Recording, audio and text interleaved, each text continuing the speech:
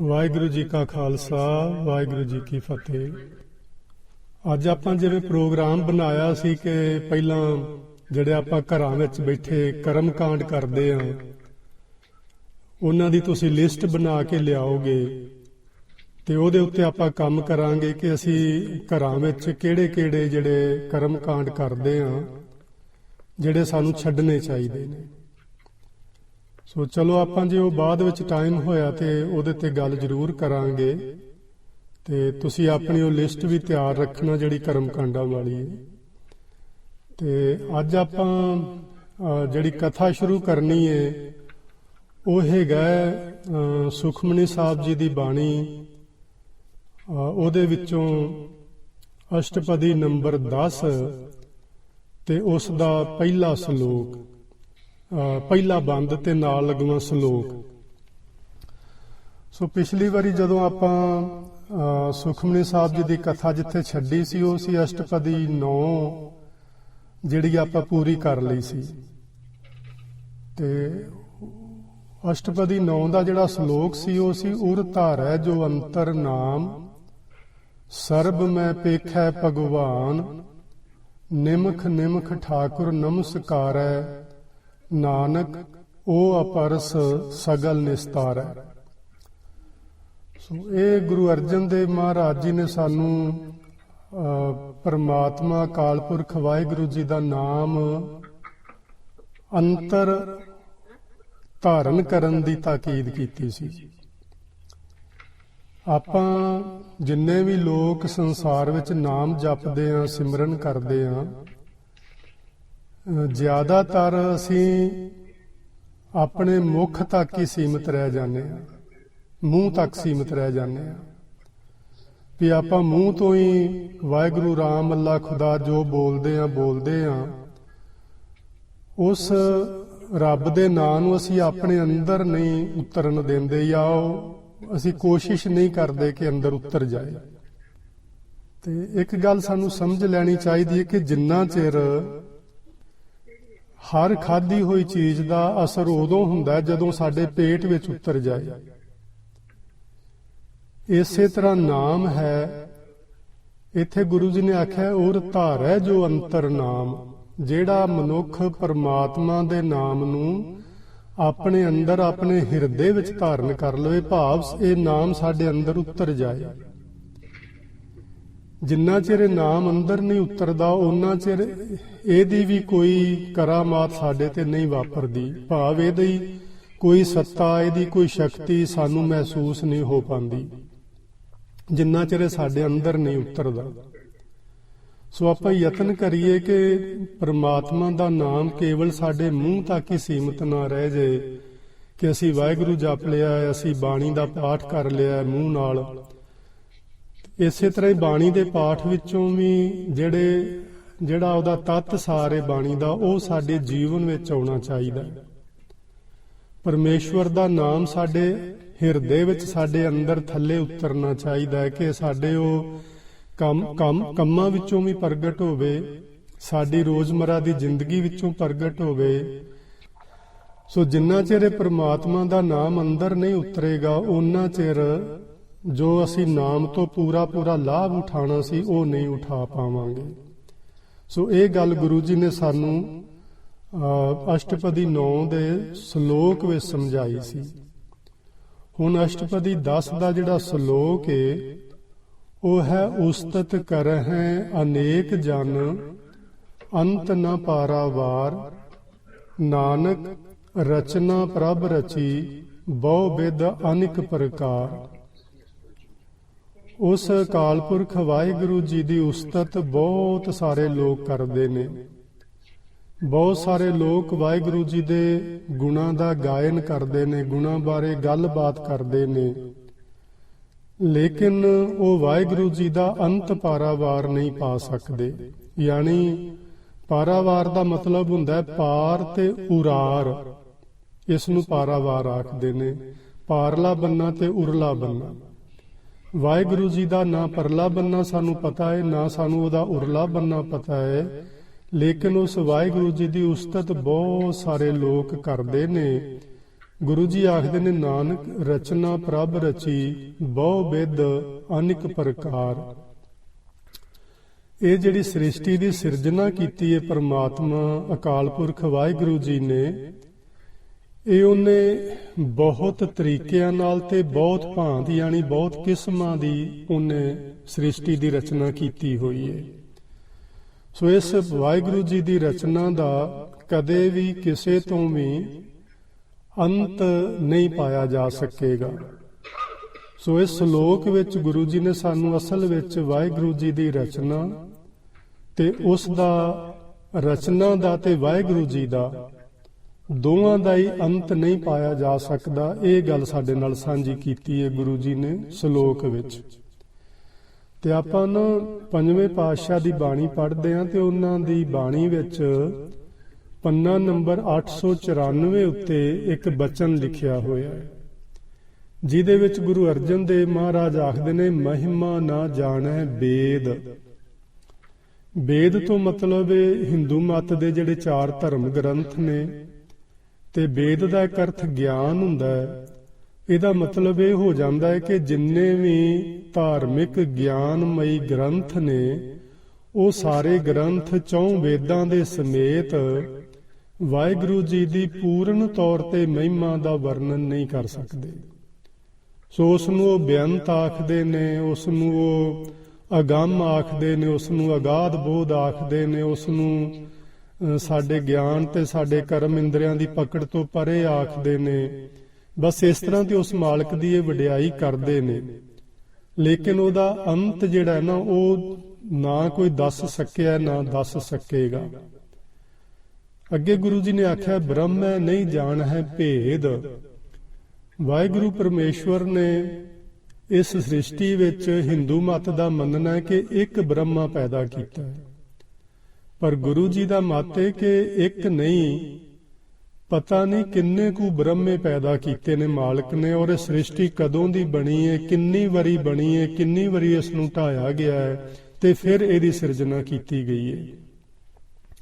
ਸੋ ਇਸ ਲਈ ਜਿੰਨੇ ਵੀ ਸ੍ਰਿਸ਼ਟੀ ਦੇ ਅੰਦਰ ਇਹ ਦੇਵੀਆਂ ਦੇਵਤੇ ਨੇ, ਇਹ ਉਸ ਵਾਹਿਗੁਰੂ ਜੀ ਦੇ ਭੇਦ ਨੂੰ, ਉਹਦੇ ਅੰਦਰ ਕੀ ਚੱਲ ਰਿਹਾ ਹੈ, ਉਹਦੇ ਅੰਦਰ ਕੀ ਫੁਰਨਾ ਉੱਠਿਆ ਜਿਸ ਤੋਂ ਉਸ ਮਾਲਕ ਨੇ ਇਸ ਦੀ ਰਚਨਾ ਕੀਤੀ, ਇਹਦਾ ਕੋਈ ਵੀ ਭੇਦ ਨਹੀਂ ਪਾ ਸਕਦਾ। ਚਾਹੇ ਉਹ ਬ੍ਰਹਮਾ ਹੈ, ਚਾਹੇ ਉਹ ਸ਼ਿਵ ਹੈ, ਚਾਹੇ ਉਹ ਵਿਸ਼ਨੂੰ ਹੈ, ਚਾਹੇ ਗੁਰੂ ਅਵਤਾਰ ਨੇ, ਚਾਹੇ ਕੋਈ ਹੋਰ ਹੈ।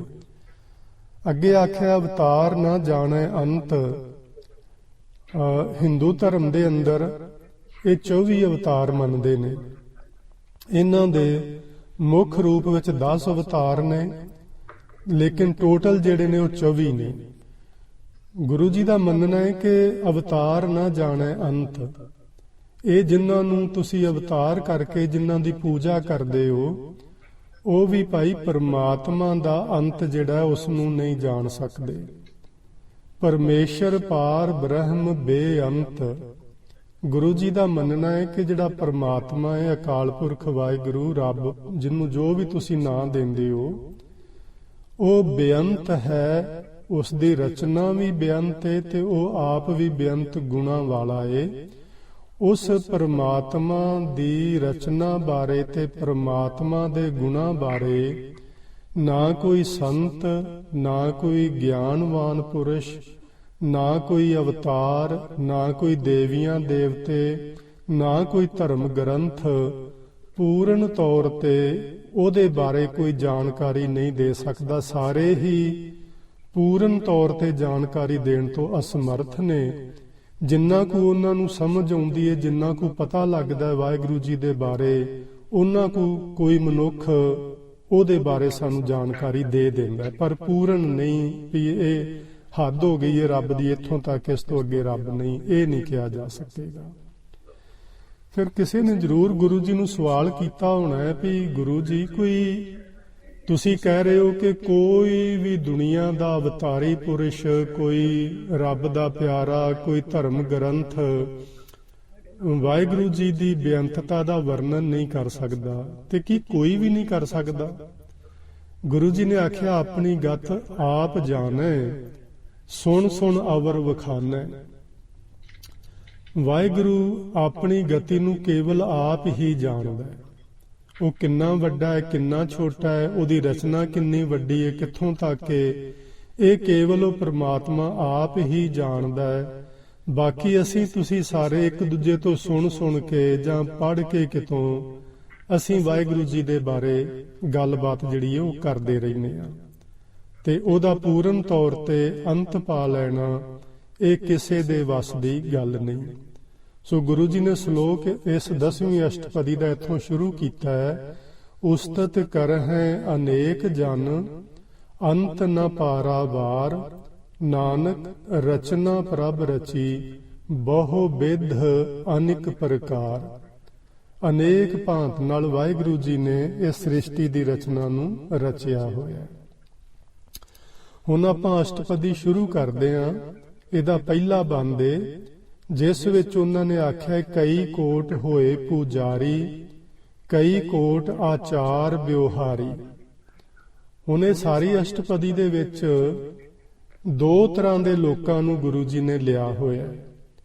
ਇੱਕ ਪਾਸੇ ਉਹ ਲੋਕ ਨੇ ਜਿਹੜੇ ਧਾਰਮਿਕ ਖਿਆਲਾਂ ਦੇ ਨੇ, ਜਿਨ੍ਹਾਂ ਨੂੰ ਆਪਾਂ ਆਸਤਿਕ ਕਹਿੰਦੇ ਆ। ਉਹ ਆਸਤਿਕ ਨੇ, ਧਾਰਮਿਕ ਖਿਆਲਾਂ ਦੇ ਨੇ, ਰੱਬ ਨੂੰ ਮੰਨਣ ਵਾਲੇ ਨੇ। ਦੂਜੇ ਪਾਸੇ ਕੁਝ ਇਹੋ ਜਿਹੇ ਲੋਕ ਵੀ ਇਸ ਅਸ਼ਟਪਦੀ ਵਿੱਚ ਆਉਣਗੇ ਜਿਹੜੇ ਬੜੇ ਅਭਿਮਾਨੀ ਨੇ, ਬੜੇ ਹੰਕਾਰੀ ਨੇ, ਉਹ ਨਾਸਤਿਕ ਕਿਸਮ ਦੇ ਨੇ, ਉਹ ਪਾਪ ਕਰਨ ਵਾਲੇ ਨੇ।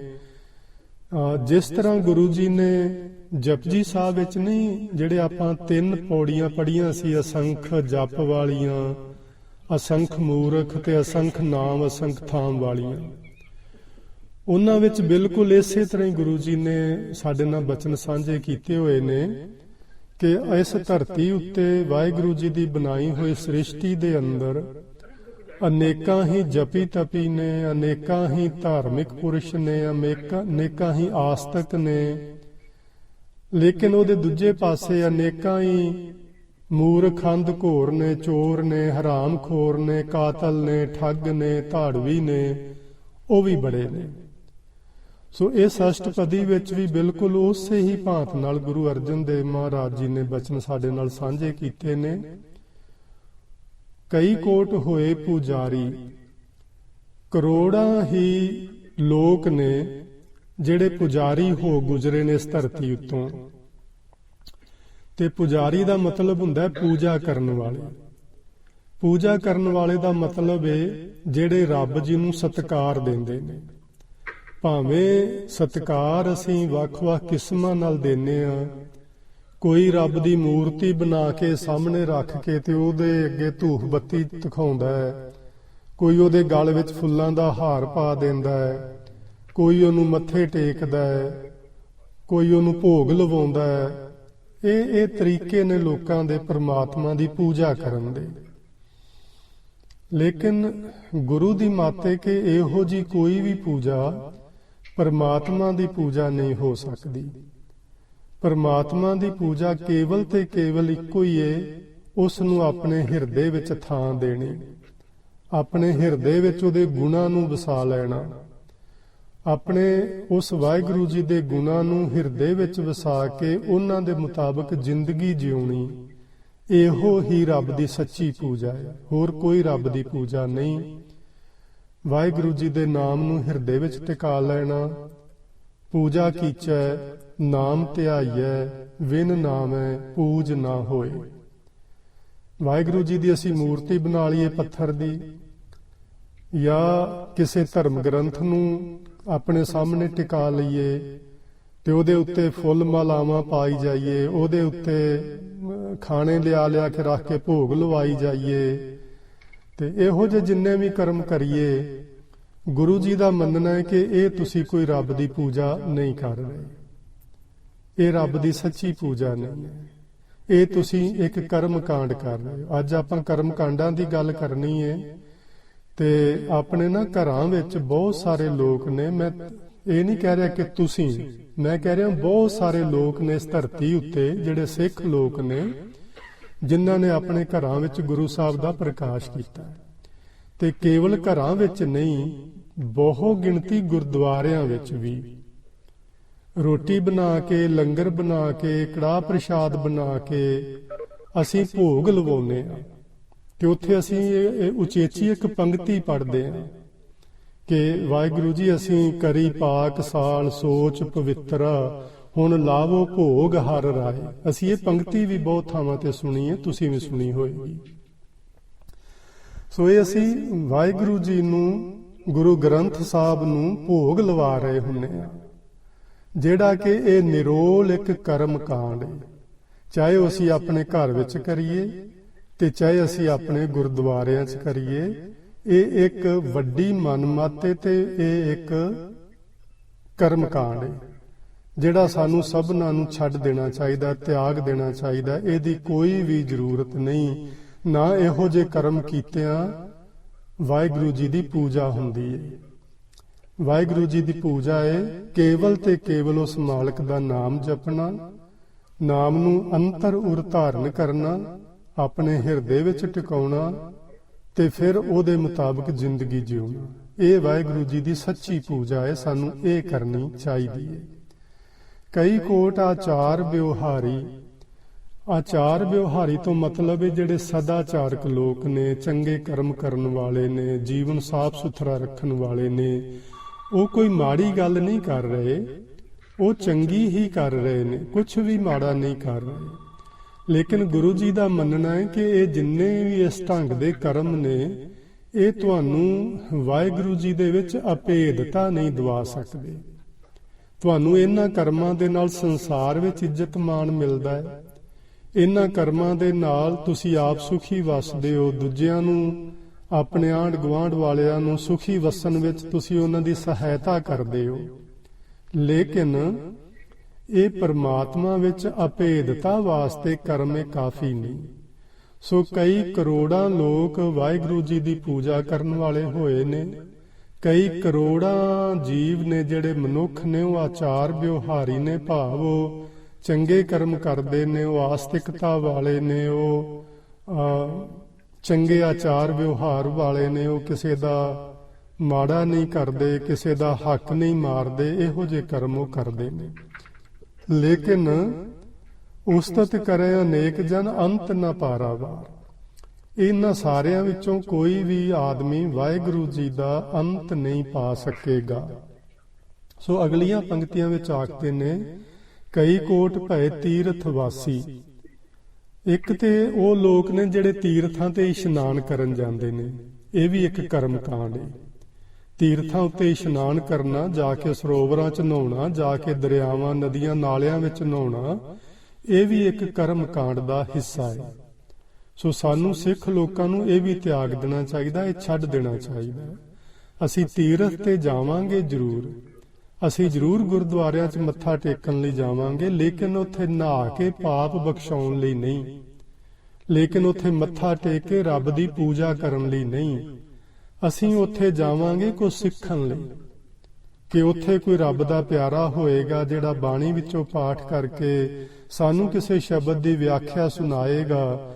ਉਹਦੀ ਵਿਆਖਿਆ ਸੁਣ ਕੇ, ਕਥਾ ਸੁਣ ਕੇ ਅਸੀਂ ਆਪਣੇ ਜੀਵਨ ਵਿੱਚ ਅਪਣਾਵਾਂਗੇ ਤੇ ਹੋ ਸਕਦਾ ਅਸੀਂ ਰੱਬ ਦੀ ਸੱਚੀ ਪੂਜਾ ਵੱਲ ਆਪਣਾ ਮੁੱਖ ਮੋੜ ਲਈਏ। ਸੋ ਇਸ ਲਈ ਅਸੀਂ ਗੁਰਦੁਆਰੇ ਜਾਣਾ, ਤੀਰਥ ਯਾਤਰਾ ਕਰਨ ਲਈ ਨਹੀਂ ਜਾਣਾ।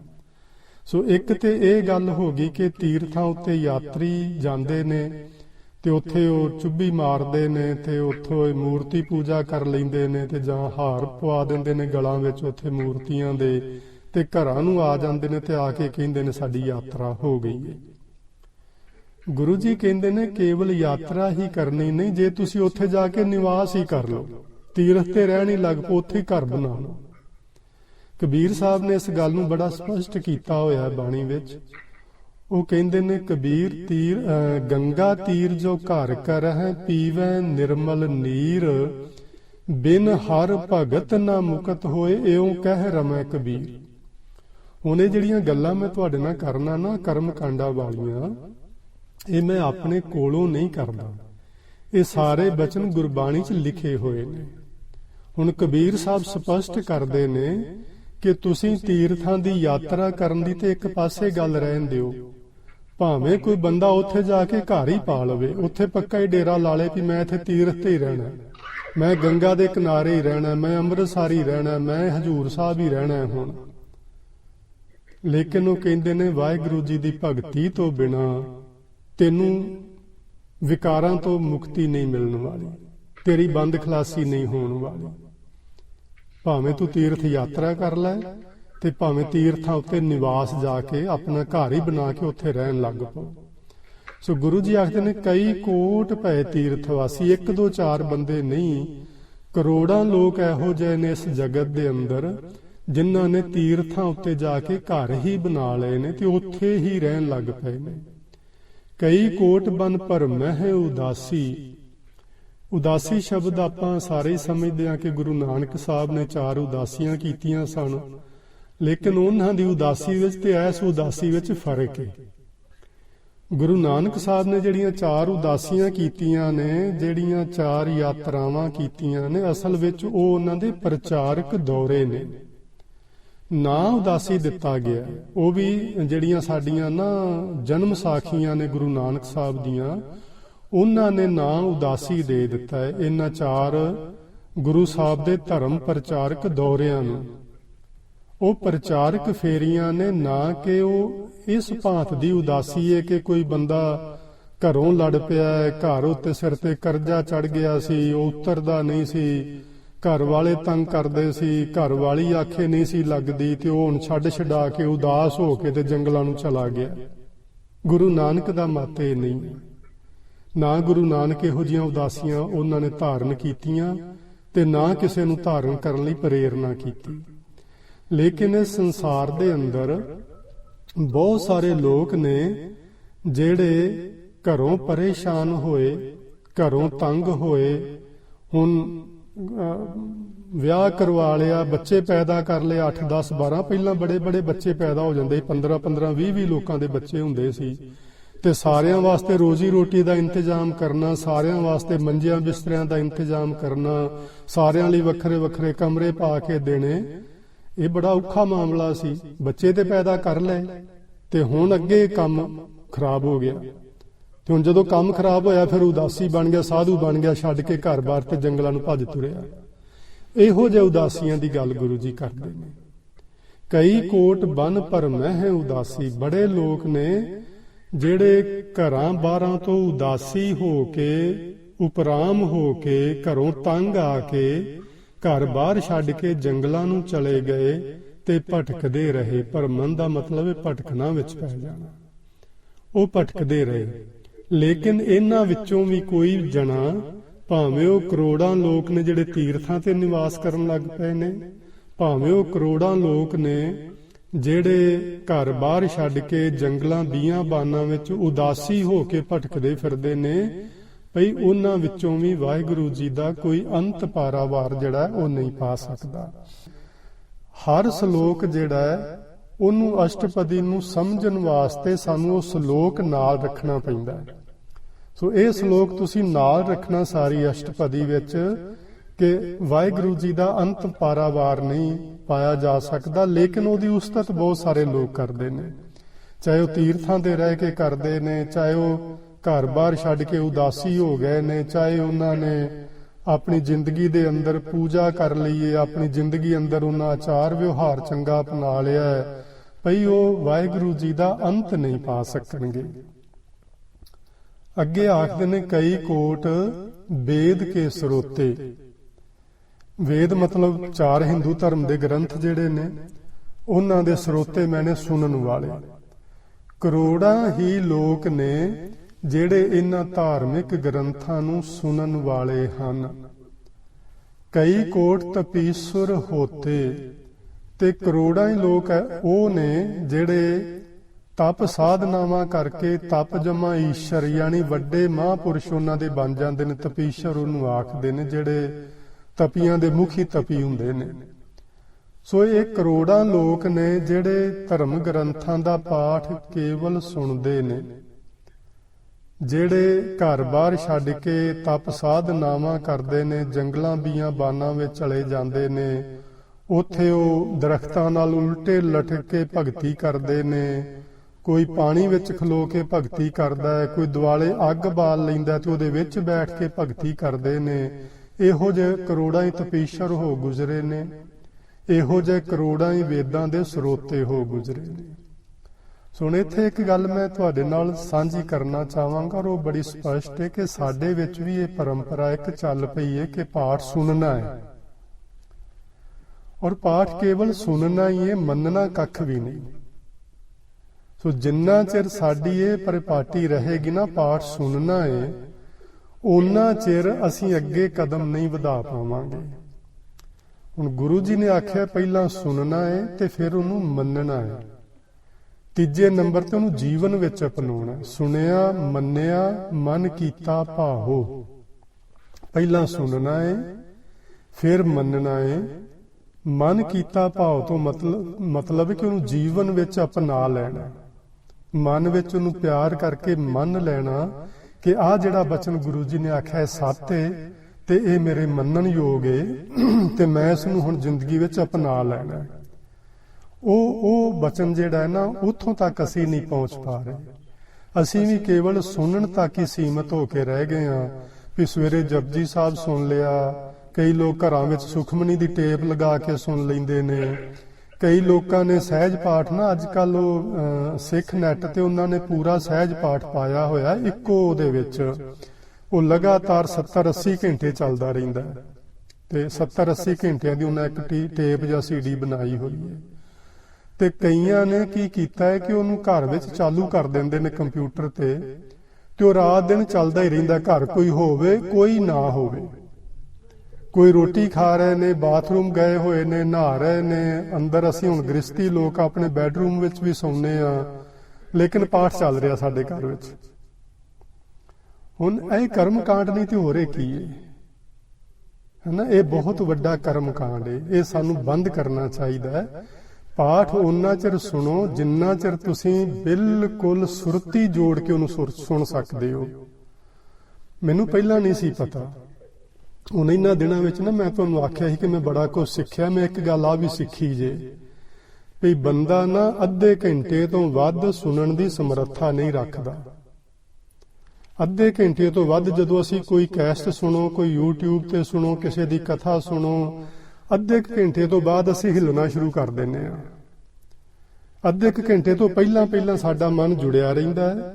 ਜਿਵੇਂ ਹੀ ਅੱਧੇ ਘੰਟੇ ਤੋਂ ਵੱਧ ਸਮਾਂ ਨਿਕਲਣਾ ਸ਼ੁਰੂ ਹੁੰਦਾ ਫਿਰ ਅਸੀਂ ਹਿੱਲਣਾ ਸ਼ੁਰੂ ਕਰਦੇ ਹਾਂ, ਫਿਰ ਇੱਧਰ ਉੱਧਰ ਵੇਖਣਾ ਸ਼ੁਰੂ ਕਰਦੇ ਹਾਂ, ਫਿਰ ਹੌਲੀ ਹੌਲੀ ਅਸੀਂ ਉੱਠ ਕੇ ਥੱਲੇ ਲੰਗਰ ਹਾਲ ਨੂੰ ਚਲੇ ਜਾਂਦੇ ਹਾਂ ਵੀ ਇਹ ਤੇ ਬੰਦ ਹੀ ਨਹੀਂ ਕਰਦਾ ਭਾਈ, ਇਹਨੇ ਪਤਾ ਨਹੀਂ ਕਿੰਨਾ ਚਿਰ ਲੱਗੇ ਰਹਿਣਾ ਜੀ। ਸੋ ਅੱਧੇ ਘੰਟੇ ਤੋਂ ਵੱਧ ਅਸੀਂ ਸੁਣਨ ਦੀ ਸਾਡੀ ਸਮਰੱਥਾ ਨਹੀਂ ਹੈਗੀ, ਸਾਡਾ ਦਿਮਾਗ ਥੱਕ ਜਾਂਦਾ ਹੈ। ਸੋ ਮੇਰਾ ਇਹ ਮੰਨਣਾ ਹੈ, ਇਹ ਗੱਲ ਮੈਂ ਹੁਣ ਸਿੱਖੀ ਹੈ ਕਿਉਂਕਿ ਮੈਂ ਨਾ ਇੱਥੇ ਬੈਠਾ ਹੁਣ ਕਾਫੀ ਸੁਣਨ ਦਾ ਯਤਨ ਕੀਤਾ ਹੀ। ਮੈਂ ਪਾਠ ਵੀ ਸੁਣ ਕੇ ਵੇਖਿਆ, ਮੈਂ ਕਥਾ ਵੀ ਸੁਣ ਕੇ ਵੇਖੀ ਏ, ਲੇਕਿਨ 15-20-25 ਮਿੰਟ ਤੱਕ ਠੀਕ ਢੰਗ ਨਾਲ ਸੁਣ ਪਾਈਦਾ, ਉਸ ਤੋਂ ਬਾਅਦ ਹਿੱਲਣਾ ਜੁਲਣਾ ਸ਼ੁਰੂ ਹੋ ਜਾਂਦਾ ਹੈ। ਸੋ ਮੇਰਾ ਇਹ ਮੰਨਣਾ ਹੈ ਕਿ ਸਾਨੂੰ ਪਾਠ ਓਨਾ ਚਿਰ ਸੁਣਨਾ ਚਾਹੀਦਾ ਹੈ ਜਿੰਨਾ ਚਿਰ ਅਸੀਂ ਬਿਲਕੁਲ ਇੱਕ ਟੱਕ ਜੁੜ ਕੇ ਉਹਨੂੰ ਸੁਰਤ ਲਗਾ ਕੇ ਸੁਣ ਸਕਦੇ ਹਾਂ। ਉਸ ਤੋਂ ਬਾਅਦ ਉਹਨੂੰ ਬੰਦ ਕਰ ਦੇਣਾ ਚਾਹੀਦਾ, ਫਿਰ ਜਦੋਂ ਟਾਈਮ ਆਏਗਾ ਫਿਰ ਸੁਣ ਲਵਾਂਗੇ।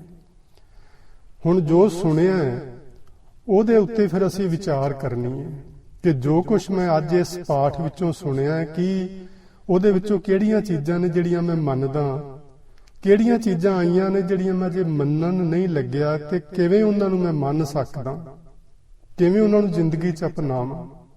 ਇਹ ਯਤਨ ਆਪਾਂ ਸ਼ੁਰੂ ਕਰਨਾ ਹੈ। ਸੋ ਅਸੀਂ ਨਾ ਠੀਕ ਢੰਗ ਨਾਲ ਸੁਣੀਏ, ਜਿਹਨੂੰ ਵੀ ਸੁਣੀਏ, ਚਾਹੇ ਅਸੀਂ ਪਾਠ ਸੁਣੀਏ, ਕਥਾ ਸੁਣੀਏ, ਕੀਰਤਨ ਸੁਣੀਏ, ਕਿਸੇ ਮਹਾਂਪੁਰਸ਼ ਦੇ ਪ੍ਰਵਚਨ ਸੁਣੀਏ, ਕਿਸੇ ਗਿਆਨੀ ਸੱਜਣ ਨੂੰ ਸੁਣੀਏ। ਜਿੰਨਾ ਚਿਰ ਸੁਣੀਏ ਬੜੇ ਹੀ ਧਿਆਨ ਨਾਲ ਸੁਰਤ ਨੂੰ ਜੋੜ ਕੇ ਸੁਣੀਏ ਤੇ ਸੁਣ ਕੇ ਫਿਰ ਉਹਦੇ ਤੇ ਅਸੀਂ ਵਿਚਾਰ ਕਰੀਏ ਕਿ ਜੋ ਕੁਝ ਇਹਦੇ ਤੇ ਆਖਿਆ ਗਿਆ ਹੈ ਉਹਦੇ ਵਿੱਚੋਂ ਮੈਂ ਕੀ ਮੰਨਦਾ ਹਾਂ ਤੇ ਕੀ ਨਹੀਂ ਮੰਨਦਾ। ਜਿਹੜਾ ਮੈਂ ਨਹੀਂ ਮੰਨਦਾ ਉਹਨੂੰ ਮੈਂ ਛੱਡਾਂ, ਜਿਹੜੇ ਮੈਂ ਕਰਮ ਕਾਂਡ ਕਰਦਾ ਉਹਨਾਂ ਦਾ ਤਿਆਗ ਕਰਾਂ। ਇਸ ਤਰ੍ਹਾਂ ਅਸੀਂ ਉਹਨੂੰ ਵਿਚਾਰਨਾ ਹੈ। ਤੇ ਤਪੀਸਰ ਤੇ ਅਸੀਂ ਹੋਣਾ ਹੀ ਨਹੀਂ। ਅਸੀਂ ਤਪੱਸਿਆ ਜਿਹੜੀ ਕਰਨੀ ਹੈ ਨਾ, ਉਹ ਕਰਨੀ ਹੈ ਸ਼ੁਭ ਗੁਣਾਂ ਦੇ ਅਮਲਾਂ ਦੀ। ਇਸ ਨੂੰ ਗੁਰਮਤਿ ਵਿੱਚ ਤਪੱਸਿਆ ਆਖਿਆ ਜਾਂਦਾ ਹੈ ਕਿ ਜਿਹੜੇ ਸ਼ੁਭ ਗੁਣ ਬਾਣੀ ਰਾਹੀਂ ਮਹਾਂਪੁਰਸ਼ਾਂ ਰਾਹੀਂ ਸਾਡੇ ਤੱਕ ਪਹੁੰਚੇ ਨੇ, ਉਹਨਾਂ ਗੁਣਾਂ ਨੂੰ ਜ਼ਿੰਦਗੀ 'ਚ ਅਪਣਾ ਲੈਣਾ ਹੀ ਸ਼ੁਭ ਗੁਣਾਂ ਦੇ ਧਾਰਨੀ ਹੋਣਾ ਹੈ ਤੇ ਤਪਸਵੀ ਹੋਣਾ ਹੈ। ਤੁਸੀਂ ਧਰਮ ਦੀ ਕਿਰਤ ਕਰਨੀ ਹੈ, ਤੁਸੀਂ ਮਨੁੱਖਤਾ ਦੀ ਸੇਵਾ ਕਰਨੀ ਹੈ, ਤੁਸੀਂ ਚੰਗੇ ਕਰਮ ਆਪ ਕਰਨੇ ਨੇ, ਦੂਜਿਆਂ ਨੂੰ ਚੰਗੇ ਕਰਮ ਕਰਨ ਦੀ ਪ੍ਰੇਰਨਾ ਕਰਨੀ ਹੈ। ਬਸ ਇਹੋ ਹੀ ਤੁਹਾਡੀ ਤਪ ਸਾਧਨਾ ਹੈ ਗ੍ਰਸਤੀ ਲੋਕਾਂ ਲਈ, ਹੋਰ ਇਸ ਤੋਂ ਪਰੇ ਕੁਝ ਵੀ ਨਹੀਂ ਕਰਨਾ। ਸੋ ਇਹ ਅਸੀਂ ਤਪੀਸ਼ਰ ਬਣਨਾ ਹੈ। ਸੋ ਸੁਣਨਾ ਇਹ ਬੜਾ ਜ਼ਰੂਰੀ ਹੈ, ਪਰ ਸੁਣ ਕੇ ਉਸ ਨੂੰ ਅਮਲ ਵਿੱਚ ਲਿਆਉਣਾ ਉਸ ਤੋਂ ਵੀ ਵਧੇਰੇ ਜ਼ਰੂਰੀ ਹੈ। ਸੋ ਕਈ ਕੋਟ ਵੇਦ ਕੇ ਸਰੋਤੇ, ਕਈ ਕੋਟ ਤਪੀਸ਼ਰ ਹੋਤੇ। ਕਰੋੜਾਂ ਹੀ ਲੋਕ ਨੇ ਜਿਹੜੇ ਧਰਮ ਗ੍ਰੰਥਾਂ ਦੇ ਸਰੋਤੇ ਬਣੇ ਹੋਏ ਨੇ। ਤੇ ਸਰੋਤੇ ਕਿਹੋ ਜਿਹੇ ਬਣੇ ਨੇ? ਜਰਾ ਜਿੰਨਾ ਪਾਠ ਕਰਨ ਵਾਲੇ ਤੋਂ ਉਕਾਈ ਹੋ ਜਾਏ, ਜਰਾ ਜਿੰਨਾ ਕੀਰਤਨ ਕਰਨ ਵਾਲੇ ਤੋਂ ਕੋਈ ਸ਼ਬਦ ਵੱਧ ਘੱਟ ਬੋਲਿਆ ਜਾਏ, ਜਰਾ ਜਿੰਨਾ ਕਥਾ ਕਰਨ ਵਾਲਾ ਕੋਈ ਆਪਣੇ ਟੌਪਿਕ ਤੋਂ ਅੱਗੇ ਪਿੱਛੇ ਹੋ ਜਾਏ ਜਾਂ ਉਹ ਗੁਰਬਾਣੀ ਦਾ ਉਚਾਰਨ ਠੀਕ ਨਾ ਕਰ ਪਾਏ, ਤੇ ਉਹ ਸਰੋਤੇ ਉਹਨੂੰ ਥੱਲੇ ਨਹੀਂ ਸਟੇਜ ਤੋਂ ਉਤਰਨ ਦਿੰਦੇ, ਪਹਿਲਾਂ ਹੀ ਜਾ ਕੇ ਫੜ ਲੈਂਦੇ ਨੇ, ਭਾਈ ਸਾਹਿਬ ਤੁਸੀਂ ਆ ਗਲਤ ਸ਼ਬਦ ਦਾ ਉਚਾਰਨ ਕਰ ਦਿੱਤਾ ਹੈ। ਅਸੀਂ ਇਹੋ ਜਿਹੇ ਸਰੋਤੇ ਨਹੀਂ ਬਣਨਾ। ਵਿਚਾਰ ਜ਼ਰੂਰ ਕਰਨੀ ਹੈ, ਜਿਸ ਤੋਂ ਗਲਤ ਬੋਲਿਆ ਗਿਆ ਉਹਦੇ ਨਾਲ ਬੈਠ ਕੇ ਗੱਲ ਜ਼ਰੂਰ ਕਰਨੀ ਹੈ ਕਿ ਆਪਾਂ ਇਸ ਨੂੰ ਠੀਕ ਕਰ ਲਈਏ, ਲੇਕਿਨ ਇਹ ਪ੍ਰਗਟਾਵਾ ਨਹੀਂ ਕਰਨਾ ਕਿ ਤੂੰ ਗਲਤ ਬੋਲਿਆ ਤੇ ਮੈਂ ਤੈਨੂੰ ਠੀਕ ਕਰਨ ਲਈ ਆ ਗਿਆ। ਇਹ ਇਸ ਤਰ੍ਹਾਂ ਦੀ ਕੋਈ ਗੱਲ ਨਹੀਂ ਕਰਨੀ। ਅਸੀਂ ਕੌਣ ਆ ਕਿਸੇ ਨੂੰ ਠੀਕ ਕਰਨ ਵਾਲੇ? ਹਾਂ, ਜੇ ਮੈਨੂੰ ਪਤਾ ਹੈ ਕਿ ਕਿਸੇ ਨੇ ਉਚਾਰਨ ਗਲਤ ਕੀਤਾ ਹੈ ਤੇ ਮੈਂ ਉਹਨੂੰ ਭੈਣਾਂ ਭਰਾਵਾਂ ਦੇ ਤੌਰ ਤੇ ਦੱਸ ਸਕਦਾ ਕਿ ਭੈਣ ਜਾਂ ਭਰਾ ਜਾਂ ਵੀਰ ਵੀ ਆਹ ਜਿਹੜਾ ਸ਼ਬਦ ਤੁਸੀਂ ਇਸ ਤਰ੍ਹਾਂ ਪੜ੍ਹਿਆ ਸੀ, ਇਹਨੂੰ ਆਪਾਂ ਇਸ ਤਰ੍ਹਾਂ ਠੀਕ ਪੜ੍ਹ ਲਈਏ, ਠੀਕ ਕਰ ਲਈਏ, ਇਹਦਾ ਉਚਾਰਨ ਇਸ ਤਰ੍ਹਾਂ ਦਾ ਹੈ। ਅਸੀਂ ਇਸ ਤਰ੍ਹਾਂ ਕਰਨਾ, ਇਹੋ ਜਿਹੇ ਸਰੋਤੇ ਬਣਨਾ। ਸੋ ਇੱਥੇ ਦੱਸਿਆ ਗੁਰੂ ਜੀ ਨੇ, ਭਾਵੇਂ ਕਰੋੜਾਂ ਲੋਕ ਧਾਰਮਿਕ ਗ੍ਰੰਥਾਂ ਦੇ ਸਰੋਤੇ ਬਣ ਗਏ ਨੇ, ਭਾਵੇਂ ਕਰੋੜਾਂ ਲੋਕ ਤਪੀਸ਼ਵਰ ਬਣ ਗਏ ਨੇ, ਬੜੀਆਂ ਤਪ ਸਾਧਨਾਵਾਂ ਉਹਨਾਂ ਕਰ ਲਈਆਂ ਨੇ, ਪਰ ਅੰਤ ਨਾ ਪਾਰਾਵਾਰ। ਉਸ ਪ੍ਰਭੂ ਦਾ ਤੇ ਉਸ ਪ੍ਰਭੂ ਦੀ ਰਚਨਾ ਦਾ ਕੋਈ ਅੰਤ ਪਾਰਾਵਾਰ ਜਿਹੜਾ ਉਹ ਨਹੀਂ ਪਾਇਆ ਜਾ ਸਕਦਾ। ਮੇਰਾ ਵਿਚਾਰ ਹੈ ਆਪਾਂ ਇੱਥੇ ਸਮਾਪਤੀ ਕਰ ਦਿੰਨੇ ਆ। ਇੱਥੋਂ ਹੀ ਗੱਲ ਫਿਰ ਆਪਾਂ ਅਗਲੇ ਬੁੱਧਵਾਰ ਜਿਹੜੀ ਸ਼ੁਰੂ ਕਰ ਲਵਾਂਗੇ, ਤਾਂ ਜੋ ਆਪਾਂ ਠੀਕ ਢੰਗ ਨਾਲ ਗੁਰਬਾਣੀ ਨੂੰ ਸੁਣ ਕੇ ਸਮਝ ਕੇ ਆਪਣੇ ਜੀਵਨ ਵਿੱਚ ਅਪਣਾ ਸਕੀਏ। ਸੋ ਇਸ ਅਸ਼ਟਪਦੀ ਵਿੱਚ ਗੁਰੂ ਜੀ ਨੇ ਸਾਨੂੰ ਇਹ ਗੱਲ ਸਮਝਾਈ ਏ ਕਿ ਅਸੀਂ ਵਾਹਿਗੁਰੂ ਜੀ ਦੀ ਉਸਤਤ ਕਰਨੀ ਹੈ, ਪਰ ਉਹਦਾ ਅੰਤ ਪਾਉਣ ਲਈ ਨਹੀਂ। ਅਸੀਂ ਉਸਤਤ ਵਾਹਿਗੁਰੂ ਜੀ ਦੀ ਕਰਨੀ ਹੈ, ਨਾਮ ਵਾਹਿਗੁਰੂ ਜੀ ਦਾ ਜਪਣਾ ਹੈ, ਲੋਕਾਂ ਉੱਤੇ ਨੁਕਤਾਚੀਨੀ ਕਰਨ ਲਈ ਨਹੀਂ। ਅਸੀਂ ਚੰਗੇ ਸਰੋਤੇ ਬਣਨਾ ਹੈ, ਲੋਕਾਂ ਦੀਆਂ ਗਲਤੀਆਂ ਫੜਨ ਲਈ ਨਹੀਂ, ਲੋਕਾਂ ਦੀਆਂ ਉਕਾਈਆਂ ਫੜਨ ਲਈ ਨਹੀਂ, ਸਗੋਂ ਆਪਣੇ ਜੀਵਨ ਨੂੰ ਚੰਗਾ ਬਣਾਉਣ ਲਈ, ਆਪਣੀ ਜ਼ਿੰਦਗੀ ਨੂੰ ਸਫਲ ਬਣਾਉਣ ਲਈ। ਸੋ ਆਪਾਂ ਯਤਨ ਕਰੀਏ ਕਿ ਗੁਰੂ ਜੀ ਦੀ ਬਾਣੀ ਵਿੱਚ ਜਿਹੜੇ ਇਹ ਵਿਚਾਰ ਆਉਂਦੇ ਨੇ ਉਹਨਾਂ ਨੂੰ ਜ਼ਿੰਦਗੀ ਵਿੱਚ ਅਪਣਾਈਏ। ਤੇ ਆਪਾਂ ਹੁਣ ਕਥਾ ਤੋਂ ਬਾਅਦ ਜਿਹੜੀ ਗੱਲਬਾਤ ਕਰਨੀ ਹੈ, ਇੱਕ ਤੇ ਜੇ ਤੁਹਾਨੂੰ ਕੋਈ ਵੀ ਸਵਾਲ ਹੋਵੇ, ਜੋ ਮੈਂ ਅੱਜ ਬਚਨ ਤੁਹਾਡੇ ਨਾਲ ਸਾਂਝੇ ਕੀਤੇ ਨੇ ਗੁਰੂ ਕੀ ਬਾਣੀ ਵਿੱਚੋਂ, ਤੇ ਜਾਂ ਜਿਹੜੇ ਮੇਰੇ ਆਪਣੇ ਸਨ, ਤੁਹਾਨੂੰ ਉਹਨਾਂ ਉੱਤੇ ਕਿਸੇ ਪ੍ਰਕਾਰ ਦਾ ਕੋਈ ਸਵਾਲ ਹੋਵੇ ਜਾਂ ਤੁਸੀਂ ਮੈਨੂੰ ਕਰੈਕਟ ਕਰਨਾ ਚਾਹੋ ਕਿ ਤੂੰ ਆ ਗਲਤ ਬੋਲਿਆ, ਇਹਨੂੰ ਠੀਕ ਇਸ ਤਰ੍ਹਾਂ ਕਰਨਾ ਹੈ, ਉਹ ਵੀ ਤੁਸੀਂ ਦੱਸ ਸਕਦੇ ਹੋ, ਸਵਾਲ ਵੀ ਕਰ ਸਕਦੇ ਹੋ। ਤੇ ਜਿਹੜੀ ਲਿਸਟ ਬਣਾਉਣੀ ਸੀ ਕਰਮ ਕਾਂਡਾਂ ਦੀ, ਆਪਾਂ ਹੁਣ ਉਸ ਨੂੰ ਖੋਲ੍ਹਣਾ ਹੈ ਤੇ ਵੇਖਣਾ ਹੈ ਕਿ ਅਸੀਂ ਕਿਹੜੇ ਕਿਹੜੇ ਕਰਮ ਕਾਂਡ ਕਰਦੇ ਹਾਂ ਤੇ ਕੀ ਅਸੀਂ ਉਹਨਾਂ ਨੂੰ ਛੱਡਣਾ ਹੈ ਕਿ ਅਸੀਂ ਕੇਵਲ ਗੱਲਾਂ ਬਾਤਾਂ ਸੁਣ ਕੇ ਹੀ ਤੇ ਅੱਗੇ ਕਰਮ ਕਾਂਡ ਜਾਰੀ ਹੀ ਰੱਖਣੇ ਨੇ, ਸਿਰ ਵੀ ਹਿਲਾਈ ਜਾਣਾ ਹੈ ਤੇ ਕਰਮ ਕਾਂਡ ਕਰੀ ਵੀ ਜਾਣੇ ਨੇ। ਇਹ ਦੋ ਗੱਲਾਂ ਆਪਾਂ ਨਹੀਂ ਕਰਨੀਆਂ। ਸੋ ਮੈਂ ਕਥਾ ਵੱਲੋਂ ਹੁਣ ਇੱਥੇ ਫਤਿਹ ਕਹਿਣਾ ਤੇ ਤੁਸੀਂ ਸਾਰੇ ਪਿਆਰ ਨਾਲ ਫਤਿਹ ਦਾ ਜਵਾਬ ਦਿਓ। ਫਤਿਹ ਵਿੱਚ ਵਾਹਿਗੁਰੂ ਜੀ ਕਾ ਖਾਲਸਾ, ਵਾਹਿਗੁਰੂ ਜੀ ਕੀ ਫਤਿਹ।